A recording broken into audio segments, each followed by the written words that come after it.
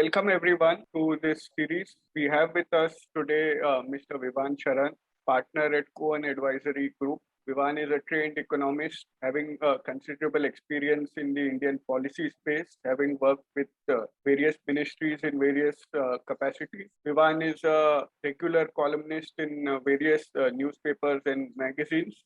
He's also an author of a book titled India in Search of an Economic Ideology, published by Bloomsbury in 2019. So we'll be talking about the cryptocurrency and blockchain space with him today in this show by cryptovakil.in. Welcome, Vivan. Welcome to this series. Thank you, Jay. We have been hearing a lot of noise about cryptocurrencies recently and how it will revolutionize the internet. So what do you think about blockchain technology and cryptocurrency in general in light of Web 3.0 and how it can change the way we perform various tasks in real life? Yeah, Jay, I think that's far be it from me to hazard guesses into all the use cases of crypto, but we currently obviously see that one of the key characteristics or flaws of the internet that requires a little bit of fixing is the lack of public trust in transactions and exchanges online. And as people like Brian Armstrong have defined it, the founder of Coinbase, crypto is perhaps the internet of value, which means you can you have a greater modicum of trust in the kind of transactions that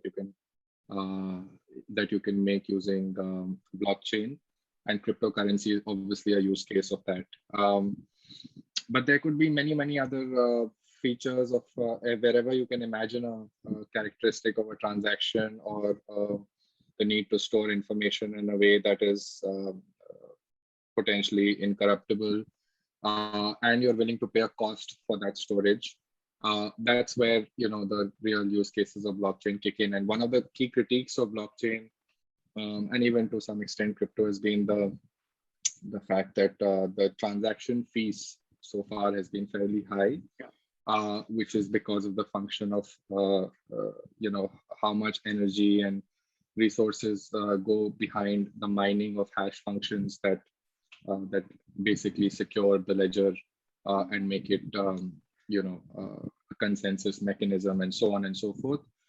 But those costs have also been driven down over the past 2 or 3 years through a lot of deep innovation. And one of those companies that has been doing this is, in fact, an Indian company. I mean, it's Polygon and Matic, and these are all now sort of more common names in the crypto universe, and these come out of India.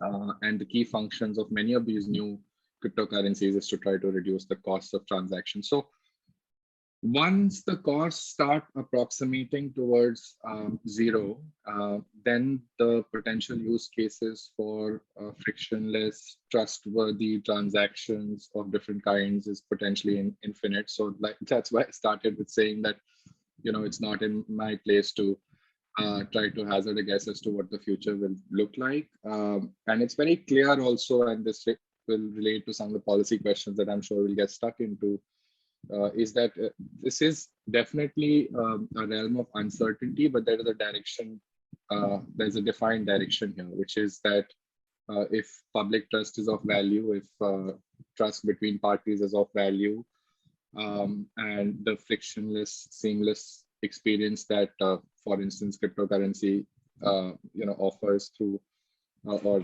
exchanges offer as far as cryptocurrency is concerned, if that is of value to people, then there's potentially infinite value that can be derived from it. You talked about the policy questions, and that is going to be our main focus in this segment. Indian policymakers, especially, and policymakers across the globe, view any innovation with circumspection, right? The first thought is, how can we curb this, or whether this is really needed? And in India, as RBI had banned transactions for cryptocurrency, then the Supreme Court stepped in to strike down that circular.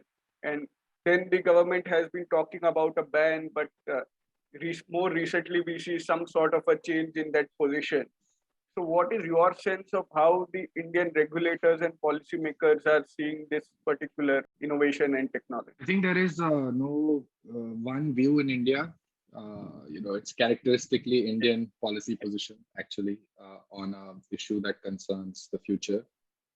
But there is space, therefore, to foment views that are progressive and that embrace elements of uncertainty, price in that uncertainty into regulation in a sense, and design for it.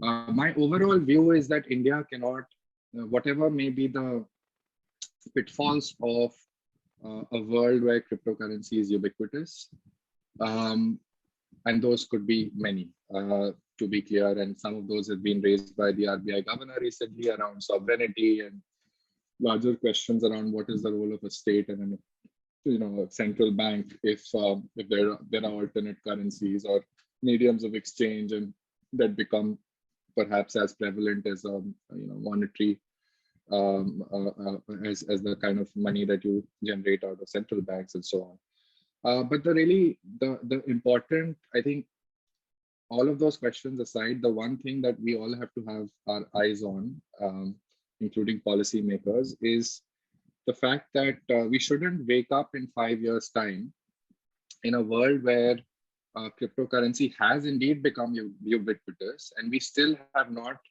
created any supervisory capacity to oversee it.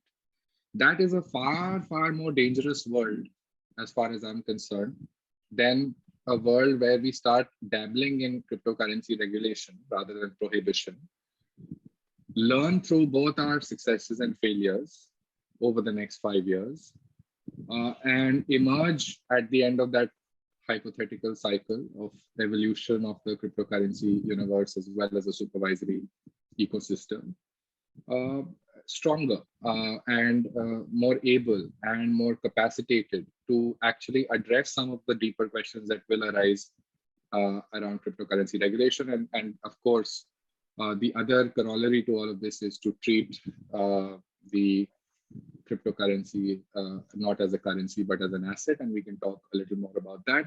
But that's the macro view, that we cannot afford to sit back and wait and see how this evolves, because it's already gone quite far. You have $1 trillion plus in crypto trades being executed. But there was a view that why don't we ban cryptocurrencies and we'll introduce our own sovereign digital currency? Do you think banning this is still an option on the table, or? Yeah. I think in an ideal world, if I was a central bank regulator and I could put out a CBDC tomorrow, a digital currency, then I could be reasonably assured that I can scale it and I can make it a fairly robust alternative to the current retail payments ecosystem that we've invested a lot in, and there are a lot of stakeholders bought into that.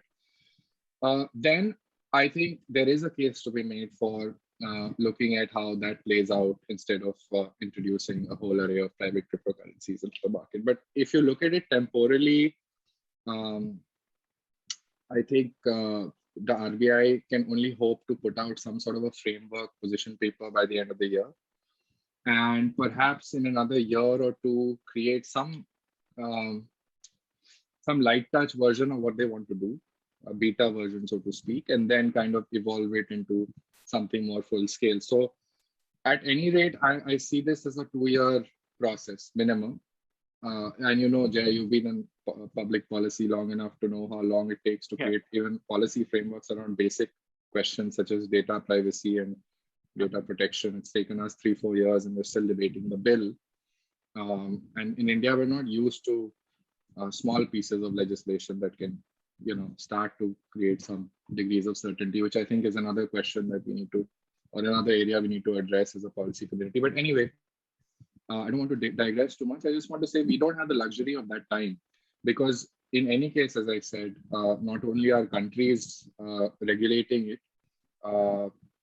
and some countries, smaller countries that have adopted it wholesale, I think the direction of the world today is something important to watch. I don't think we can stand here agnostic of what, say, the SEC chief is thinking.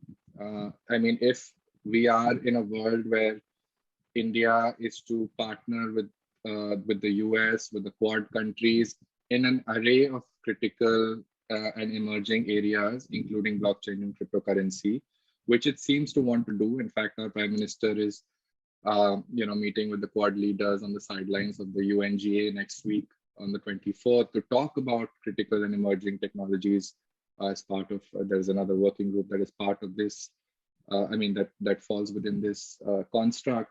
I mean, if we are having these conversations with some of our leading partners, going ahead, and the Americans, the views of the SEC chief are very much squarely in the domain of regulating cryptocurrencies, and he's made all sorts of overtures towards that. There are already about 7 or 8 agencies in the US that exercise different degrees of regulatory power over the crypto ecosystem as it's evolving there. And similarly in Europe and other parts of the developed world. And so the question that arises for us is, and of course, China, which has banned private cryptocurrencies, where it's kind of doubling down on its own CBDC. So the point is that there again, like the internet itself, there seem to be 2 approaches that are emerging, right? The internet, the democratized, integrated internet with private views and innovation and frontier thinking and so on, is an internet that's not available anymore in China, and it's only available to a limited degree in Russia and some other countries in the East, unfortunately. There can be a case made that a country with low state capacity such as India should therefore, I mean, if there are 2 models to be followed, and if in a low capacity environment, it's easier to prohibit, and since other countries in any case are doing it, which seem to be, also Asian countries, etc., then maybe it's the easier bullet to bite. But I think here we would be making a key mistake in not leveraging the base that we already have of private innovation in the country. This is one area where we are not far behind the frontier or the cutting edge of innovation. If you look at some of, like I'd already mentioned, Polygon and so on, but there are large exchanges in India, reaching unicorn status.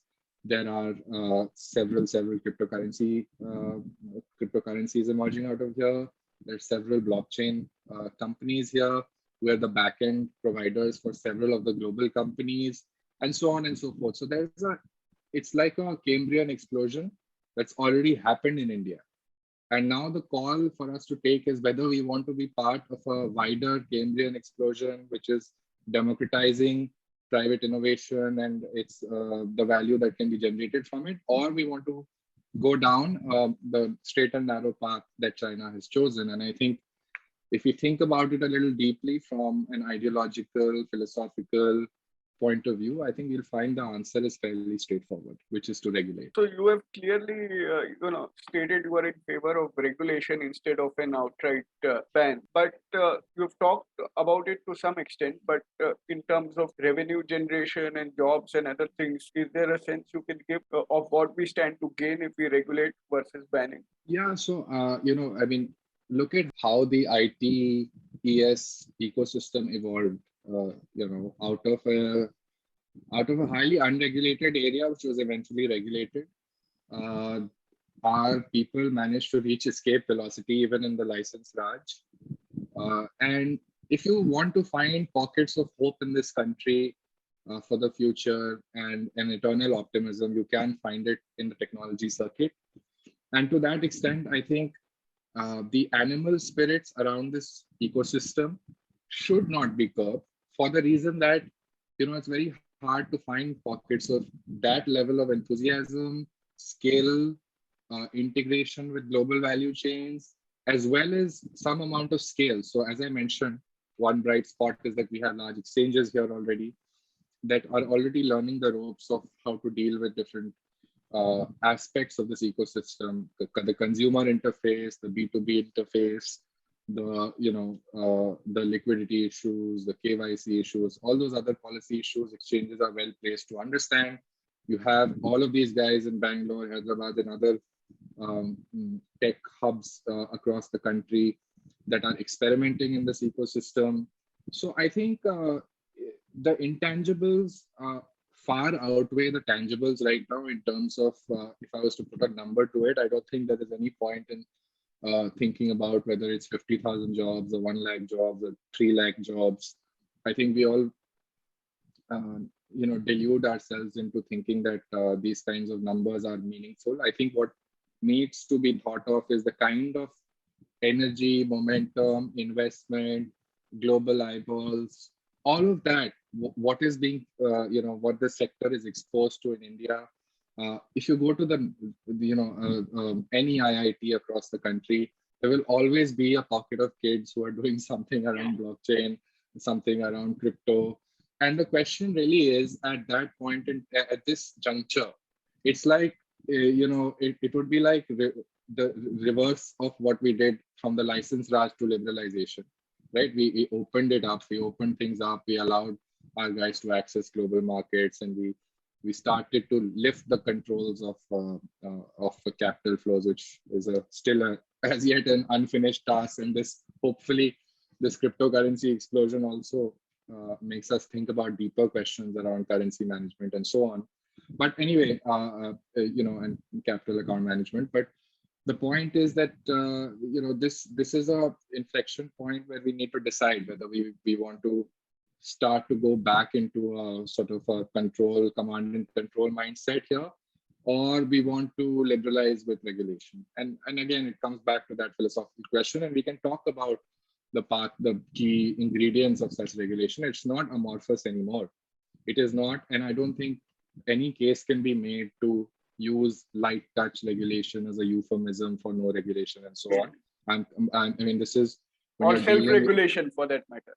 Yeah. So when you're dealing with people's money and there is a definite sentiment around getting a return on that money in this ecosystem, it is not that people want to invest just to experience the technology or be part of the future or something, utopian like that. They do have expectation of, unfortunately, of larger than life returns right now, but that's also making them participate and experiment more, and gradually their expectations will be mediated and moderated. And I don't think the state should necessarily play a great role there. I think that's the job of the private innovators and entrepreneurs to really do that interface with consumers across the board to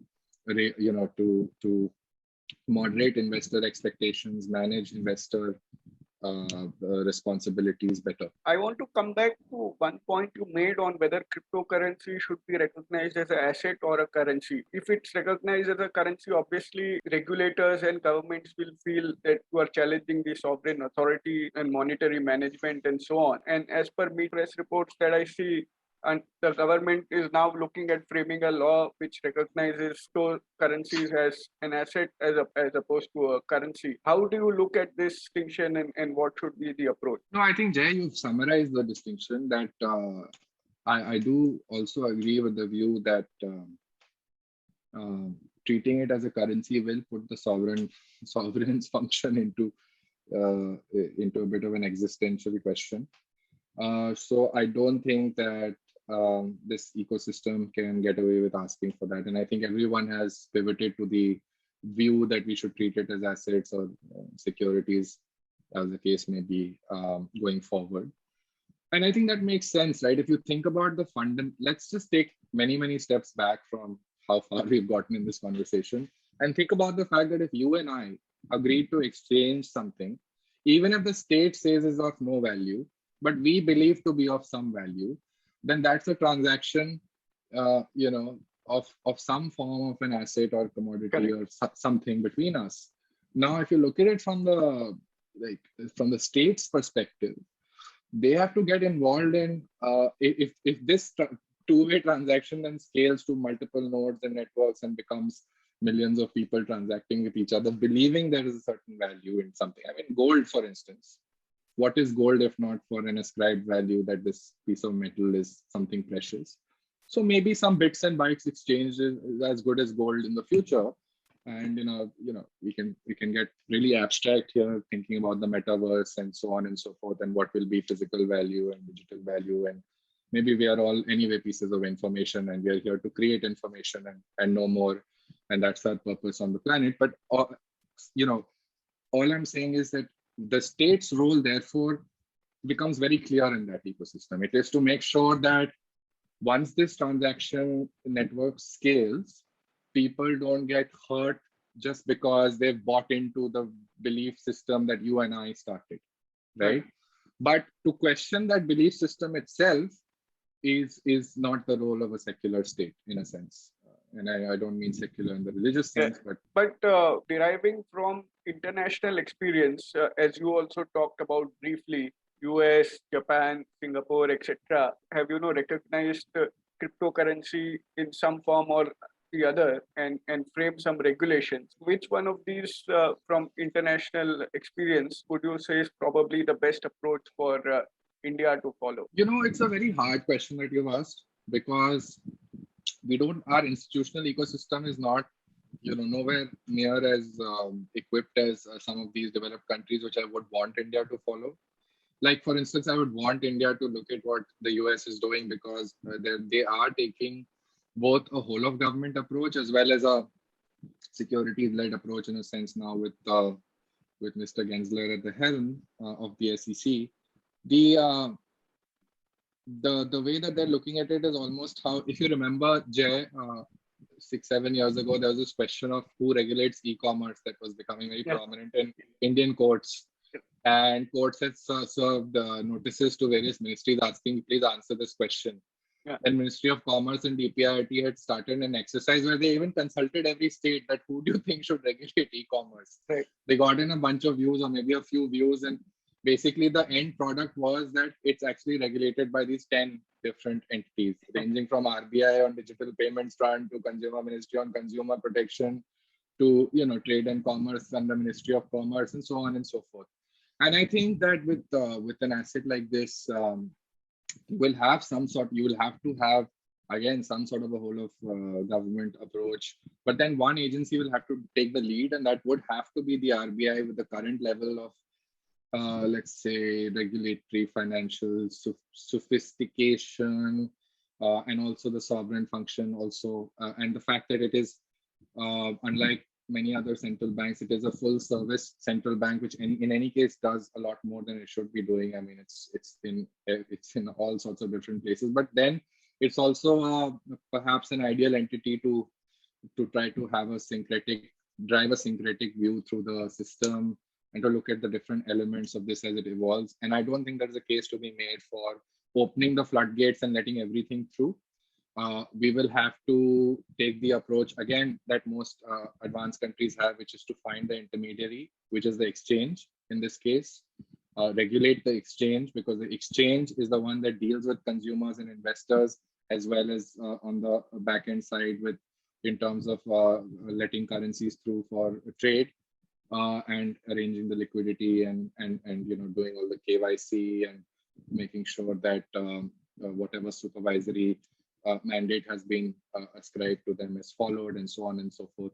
So I think that the approach in any complex situation like this should always be to find which is the largest intermediary that you can exercise control through. In this, there's a very natural large intermediary in the form of these exchanges, of which there are several in India and several global that are knocking on our doors to also be here. So the regulators have obvious concerns of money laundering, tax leakages, and so on.